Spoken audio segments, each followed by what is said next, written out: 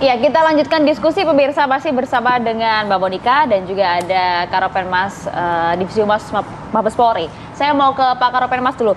Pak Ramadan, saya ingat betul pada saat awal begitu ya peningkatan kasus Panji Gumilang dari penyelidikan ke penyidikan, salah satu faktor yang pada saat itu disampaikan ke media adalah dikhawatirkan Panji Gumilang ini akan kabur sehingga statusnya dinaikkan menjadi penyidikan. Namun nampaknya saat ini berbeda, pada saat sudah ditetapkan sebagai tersangka namun tidak dilakukan penahanan. Nah, apa sih kemudian yang membuat penyidik ini faktor-faktor apa yang bisa membuat penyidik ini tidak melakukan penahanan dan juga atau harus juga melakukan penahanan, mengingat sebelumnya kan nampak Panji dinilai tidak kooperatif, dikhawatirkan kabur pada saat itu.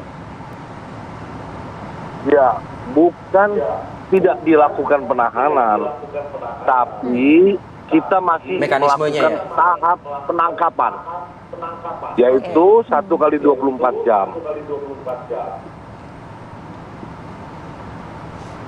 Ya, lanjut Pak Karopenmas. Pak Karopenmas. Halo. Halo. Ya, nampaknya kami mengalami gangguan komunikasi bersama dengan Karopenmas Mabes Polri, Humas Polri, Brigjen Pol Ahmad Ramadan. Kita sapa kembali, Pak Ramadan. Izin Pak, bisa diulang Pak? Halo Mbak. Halo. Ya, ya. Sempat terputus Pak Karopenmas. Silakan Pak, dilanjutkan Pak. Ya, baik, saya ulangi. Bukan tidak melakukan penahanan, tapi saat ini masih dalam tahap upaya paksa berupa penangkapan, yaitu 1 kali 24 jam waktu Polri untuk bisa melakukan pemeriksaan lebih lanjut. Nah, setelah masa 1 kali 24 jam itu berakhir, maka dianggap penting dan itu harus dilakukan, penyidik bisa melakukan penahanan selama 20 hari ke depan. Nah, faktor apa itu Pak Karopenmas? Itu tahapan dari penyidikan, ya. Tahapan dari penyidikan, kan pemeriksaan tadi malam itu sebagai saksi. Nah, setelah dilakukan gelar perkara, penyidik menetapkan sebagai tersangka.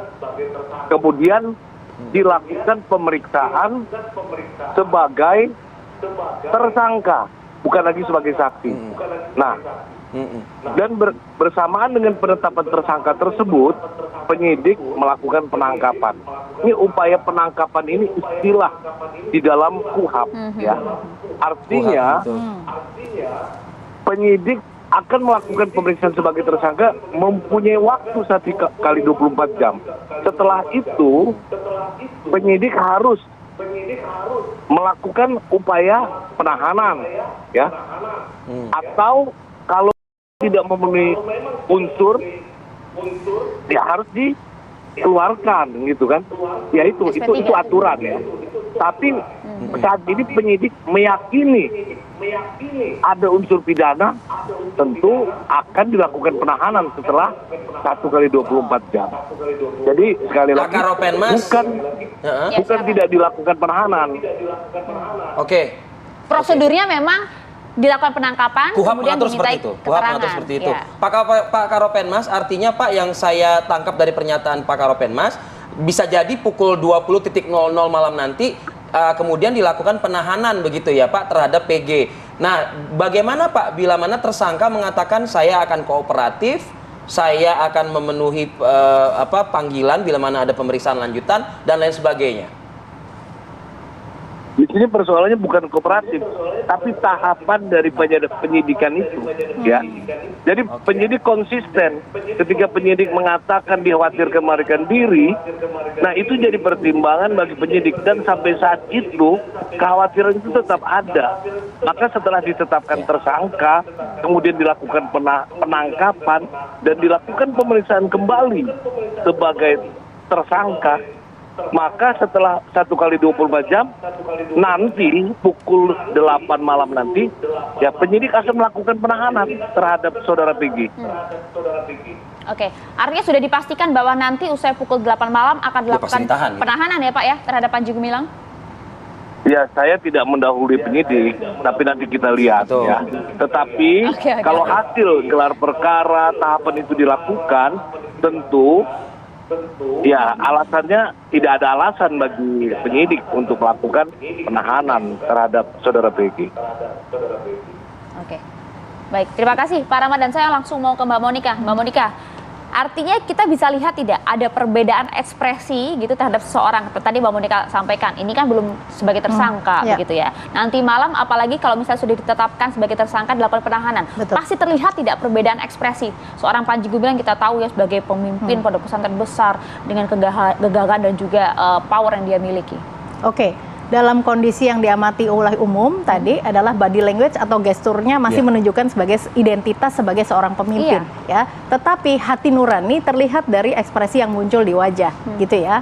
Nah, kemudian dengan status atau lingkungan yang akan berubah lagi menjadi penetapan menjadi tersangka, kita lihat apakah kalau ekspresi sudah jelas ini pasti akan Pasti ada berbeda. ketakutan, mungkin kemarahan juga ya. Bisa Kemarahan jadi ya. diri Bisa pastinya jadi ya. dong, ya. Terus kemudian juga apakah gesturnya kemudian menjadi low power pose seperti yang kita lihat di beberapa kasus-kasus ketika ada penetapan status yang baru, Iya, begitu, iya, betul. ya.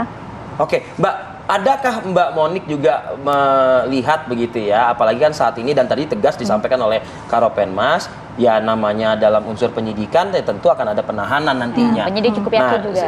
Kan begini, ada mungkin rasa kecewa mungkin dari yang bersangkutan gitu, karena mungkin dipikir saya ini bisa loh sebetulnya tidak harus persamaan di mata hukum, gitu loh maksudnya, dalam artian kita nggak tahu kan ada siapa di balik siapa dan lain sebagainya gitu. Anda bisa melihat itu nggak kira-kira? Nah, jadi nanti yang akan kita perhatikan ketika nanti sudah ditahan, misalnya ditahan ya, gitu, adalah bagaimana ekspresi yang bersangkutan, ya, artinya mikro ekspresi terlihat, ya.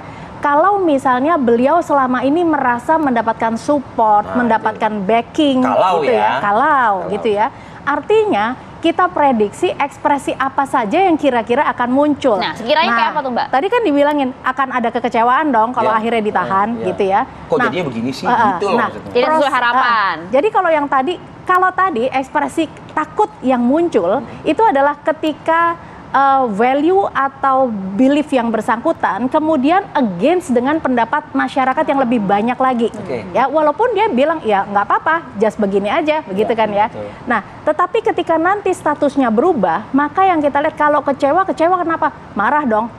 Karena sudah ada jaminan bahwa semuanya akan baik-baik aja, seperti Bisa itu. seperti itu. Ya kan? Tapi Baik. kalau kemudian yang bersangkutan pakai kacamata begitu, bahkan kita sulit juga untuk membaca mikro ekspresinya ya. Nah, ekspresinya nggak akan terlihat, mikronya tidak akan terlihat. Tetapi kalau misalnya Meskipun di situ ada mulut, bibir. ya mulut atau bibir itu bisa menjadi penanda, ya, salah satu tanda, tetapi kurang sahih. Tetapi ekspresi dari body language pun juga akan bisa kelihatan juga, gitu. Oke. Kita tunggu ntar malam kalau kayak gitu. Nah, Gitu gitu. ya. Usai Sama-sama pukul Mbak Monika 8 kita nonton bareng lah kalau kayak gitu ya kan. Baik, terima kasih banyak Mbak Monika Kamalasari waktunya. kasih. Dan juga Karopenmas Divisi Humas Polri, Brigadir Jenderal Polisi Ahmad Ramadan. Terima kasih. Terima kasih, Pak Karopenmas. Karopenmas waktunya pagi ini, Pak. Salam presisi, selamat pagi. Assalamualaikum.